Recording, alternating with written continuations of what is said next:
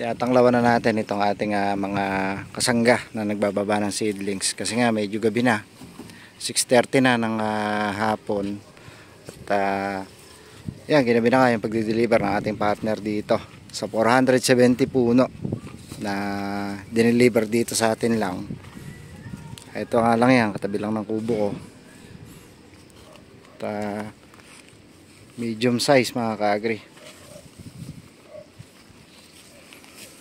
Ito may mga maliliit na mga bunga to. Ito patunay talaga na magagandang klase ng seedlings ito. At ganda nga ng mga bunga nito. Ito, mga buko niya na gasaresa at saka gamais. Yan o. Patunay lang ito na magaganda yung seedlings ng kalamansi natin na dinideliver sa mga kliyente. At sariwa itong ating mga kalamansi. At kahit na kagagaling lang sa biyahe, malulusog itong mga seedlings. Dito may mga dahil na may mga bunga dito mga ka-agri. Yan o. Ganda ng mga bunga niya. Ibig sabihin yan, legit talaga yan. Yung seedlings natin. Yan o. Ito yung mga grafted dito mga ka-agri na mga seedlings. Ito yan o. May mga duktong dito yan. At kapag itinanim natin yan, ay hindi natin nilulubog yung duktungan niya. Hanggang dito lang. Kung saan yung lupa ng seedlings, siguro mag-aangat lang tayo dito kahit konti lang, mga hanggang 1 inches, half inches, yan. Dadagdagan pa natin ng lupa sa farm yan para hindi naman madry ito. Lalo na ngayong summer, magtatanim ka para hindi madry itong mismong lupa ng seedlings. Medyo tatakpan pa natin yan ng lupa ng garden soil ng ating ng farm. Ito na mga ka-agri yung tatamnan ng ating kliyente na bago dito sa kanilang farm dito sa Hain. At ayan, pinatraktoran na nila yan, ready to plant na yan. At yun yung ating kalamansian, yung kabilang gilid na yun, yung kaliwa. Yan yung sa atin. Kaya kapitbahay lang natin itong ating kliyente na to. Magandang gabi sa inyo mga ka-agri, isang panibagong vlogs, isang panibagong pagkakalamansin na naman. At ngayong araw, ngayong gabi, medyo ginabi na tayo, nag-deliver tayo ng seedlings dito sa ating kliyente sa Hain, Nueva Ecija. At ito ay katabi lang ng ating farm 1 na yung ating medyo may edad na kalamansinan na nasa edad na mahigit na nga na 6 na taon na ito yung farm 1 natin na kalamansian. At napakalapit lang mga ka-agri, katabing-katabi lang ng kalamansi natin na farm 1. At ito, nag-order ang ating bagong kliyente ng medium size na seedlings. Pero ito medium size na ito mga ka-agri, kaya medyo matatangkad na, medyo oversized na ito. At ito maganda naman at sariwa-sariwa yung na-deliver natin sa kanila. At tayo kaya napili nila na mag-supply sa kanila ng seedlings ng kalamansi. At napakaganda na to kasi ma-monitor natin ito na maganda kasi nga kapitbahay lang natin ito. Bago lang din sa kanila yung farm na to, bagong bili lang nila, may kalahati hektarya. At tatamnan nila ito ng 470 puno ng kalamansi.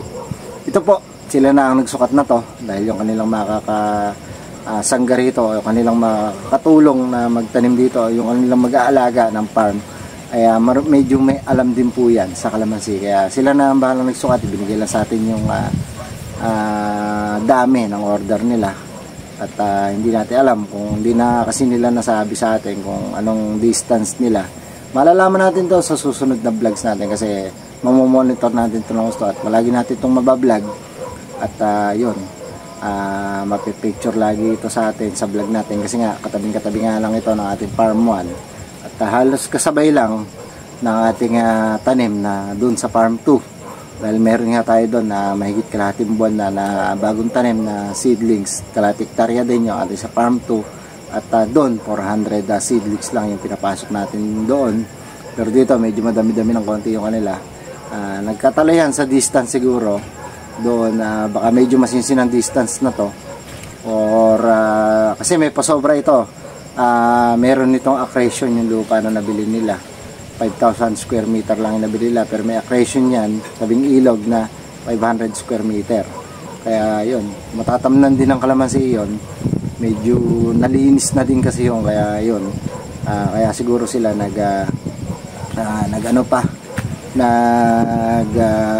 mas marami sila na tanim kaysa sa atin. At siguro doon sa mga hanggahan medyo lumapit siguro, hindi natin alam, malalaman natin dito kapag tinanim nila to. At bablog naman natin to lagi mga ka-agri. Dito nga ay wala pa silang source ng patubig dito, pero matutulungan natin yan kasi nga may patubig tayo, pwede natin silang pahiramin samantala kasi nga kliyente natin sila. Yan din po ang isang advantage nila sa atin. May mga gamit sila na kulang, pwede natin silang pahiramin, or lalo na nga yung patubig ngayong tag-araw na magtatanim sila, kaya meron na agad sila kahit wala pa po silang patubig, makapagpapatubig na agad sila kahit magtanim sila bukas dyan, okay lang. Pero ito, papahinga pa ito ng mga ilang araw dito, papainitan muna namin para masanay sa init, tapos didilig-diligan ko lang. Ako na lang magdidilig na to kasi malapit lang naman niya, ito lang sa tabi ko.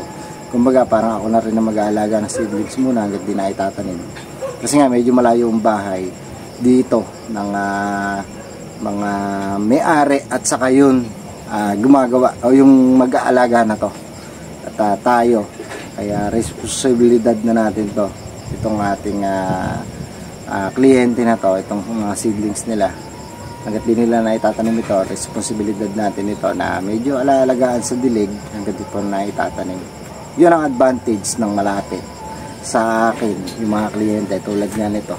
Ito na siguro yung pinakamalapit na kliyente ko dito sa aking farm na nirentahan, kasi nga kapitbahay nga lang. At ito, parang tayo na rin na magiging parang caretaker na to, parang bantay na rin tayo dito kasi nga wala naman sila ditong kubo, kabibili lang nila, alang magbabantay na to sa gabi. Kung may mga maninira dito, kung wala sila, nandito lang naman tayo lagi, mababantayan din natin to. Kaya advantage din na yun, parang may instant tagabantay na rin sila dito pag wala sila, mga ka-agri. Yun ang advantage nila sa mga iba nating kliyente na medyo malalayo sa atin. At dito sigurado marami tayong vlogs dito kasi nga napakalapit nga lang. Mas matututukan natin ng gusto ito sa kasi syempre may mga kabisado natin kasi lugar, kabisado natin yung way dito ng pag-aalaga ng kalamansi dito kasi nga nandito lang sila sa tabi ko.